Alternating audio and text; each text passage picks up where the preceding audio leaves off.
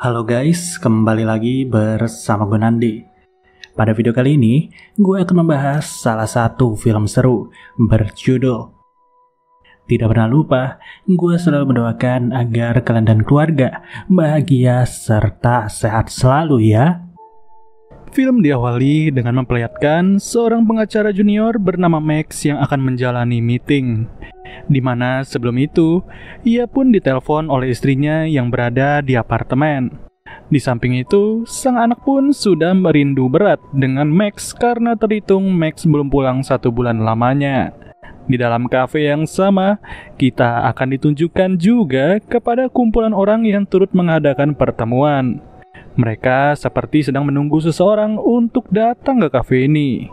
Dan benar saja, tak lama datanglah seorang pria tua bernama Alice.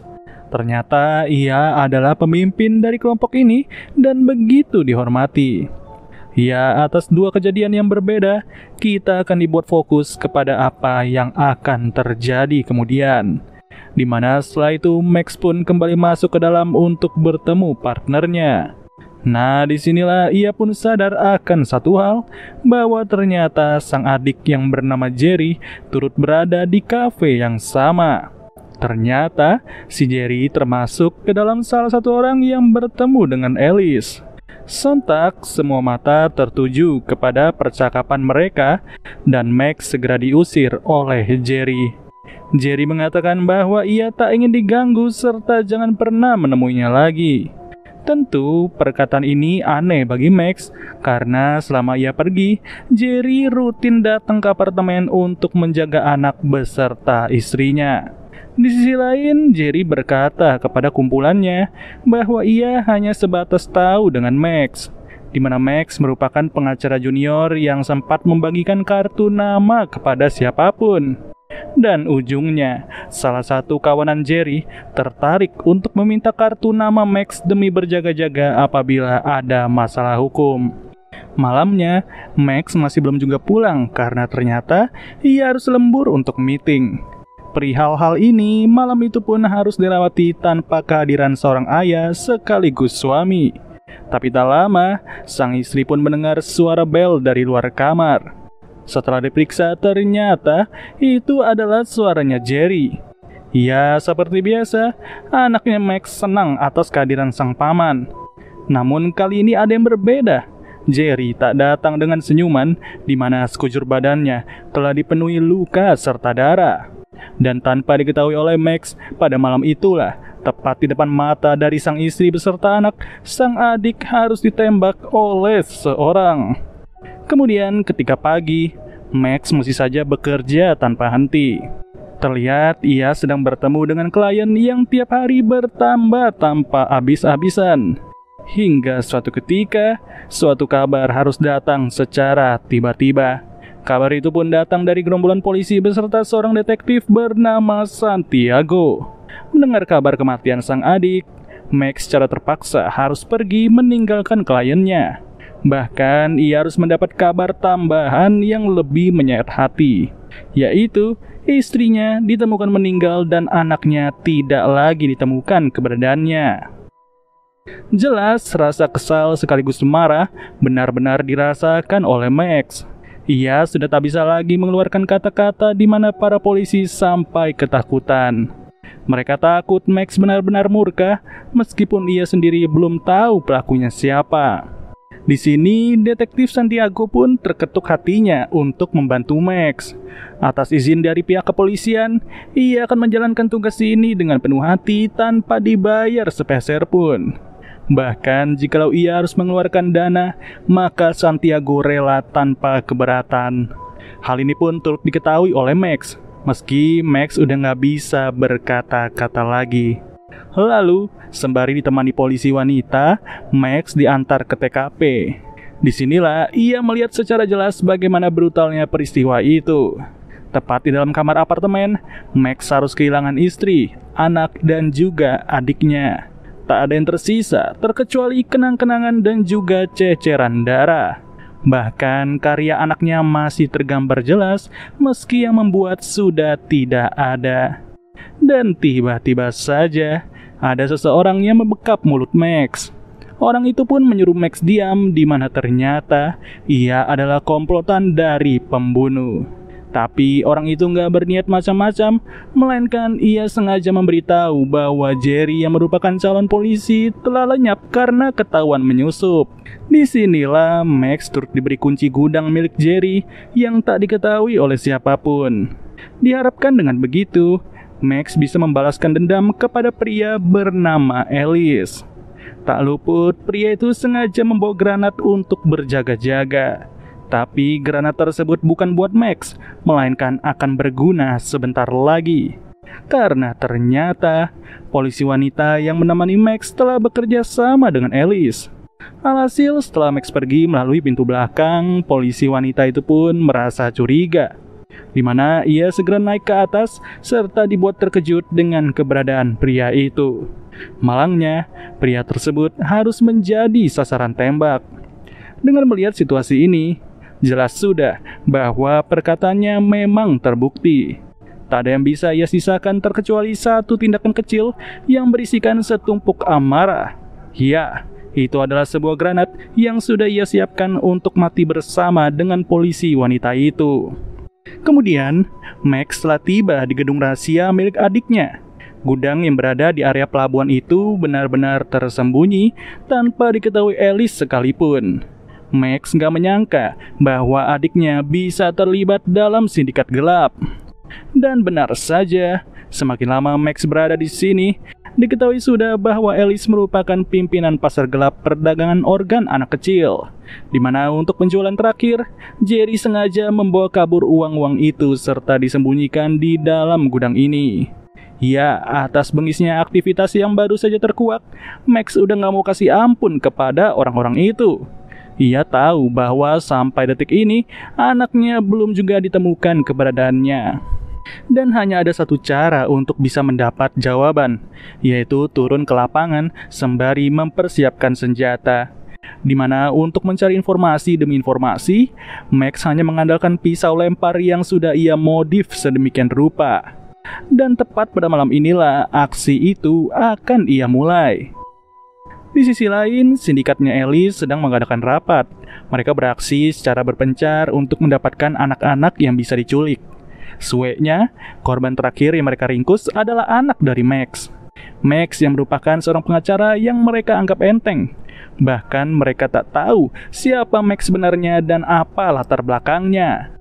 Tapi selama fase inilah, Ellis turut menyiksa orang secara random karena ia terus kepikiran uangnya yang sudah dibawa kabur. Dan ternyata kelakuan random itu selalu terjadi ketika Ellis sedang stres, sampai-sampai semua bawahannya mewajari hal tersebut. Setelahnya rapat pun selesai dan mereka berniat pulang. Tapi di sini salah satu dari mereka harus diejek karena baru saja mendapatkan masalah. Setelah ditertawai sampai puas secara bergantian, ternyata motor milik pria gondrong harus mengalami pecah ban. Mereka pun tahu siapa yang melakukan perbuatan ini. Tapi yang jelas pria itu segera diberikan tumpangan oleh Ellis, sedangkan seorang pria berbaju kuning disuruh untuk membawa sepeda itu. Ya, siapa sangka kesialan harus berpindah tangan.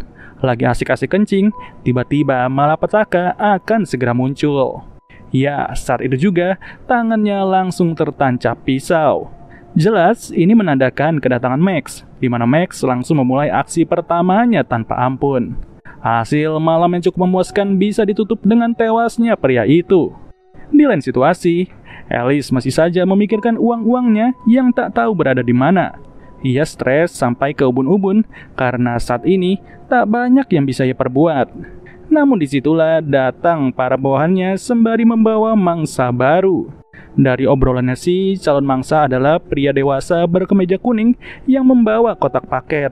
Dengan diiming-imingi bisnis MLM, pria itu percaya saja bahwa ia akan segera sukses.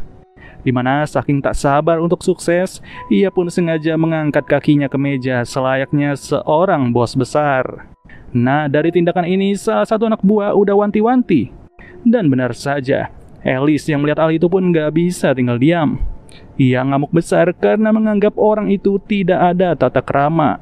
Alhasil dengan membawa alat pembersih dan selembar plastik, Ellis berniat mengelap meja itu. Tapi sebelum membersihkan, kotak paket yang dibawa pun segera dibuka. Si calon mangsa nggak tahu apa sebenarnya yang ada di paket itu. Sejauh ini ia mengira bahwa itu adalah produk MLM, di mana setelah paket terbuka, selembar plastik segera dibentangkan. Dan dengan menggunakan benda dari dalam paket, ditusuklah pria tersebut selayaknya ikan yang kena kail pancing. Ya, ternyata plastik tersebut sengaja disiapkan untuk menatak jasad si pria malang. Kemudian kita dibawa lagi kepada salah satu anak buah yang baru saja pulang. Di sini ia nggak sadar bahwa ada Max yang sengaja mengendarai mobil secara lamban. Bahkan bukan hanya lamban, Max sengaja berhenti di depannya dengan sengaja. Awalnya Max hanya diam saja ketika dikelakson bertubi-tubi. Sampai satu ketika, Max sudah hilang kesabaran dan ia udah nggak bisa lagi untuk diam. Dengan sedikit gaya, pada akhirnya pria itu harus menjadi korban kedua. Max sendiri nggak mau tergesa-gesa dalam bertindak. Meski sempat dilihat oleh pejalan kaki, ia tetap mengeksekusi secara santai. Slow tapi pasti, itulah moto utama dari seorang ayah yang kehilangan istri dan anaknya.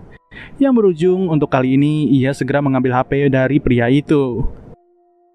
Esoknya, Max datang ke gudang Jerry.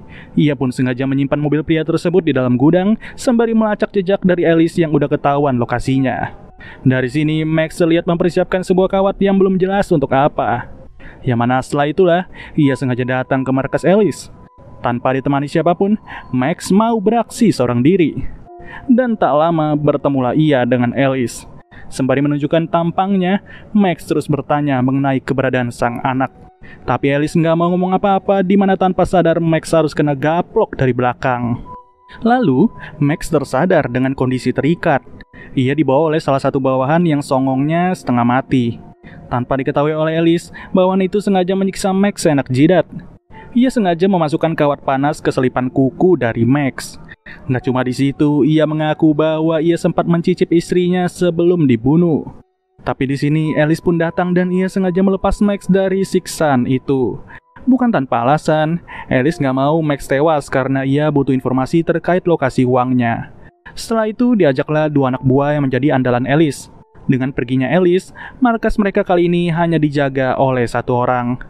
Dan karena orang ini nyebat terus, Max pun sampai tertidur pulas. Hingga pada akhirnya, muncullah pria bersenjata yang menodong bawahan tersebut. Dengan kondisi nggak bisa gerak, ternyata orang yang menodongnya adalah Santiago. Ya, Santiago yang telah membuntuti sedari lama dan sengaja datang untuk membebaskan Max.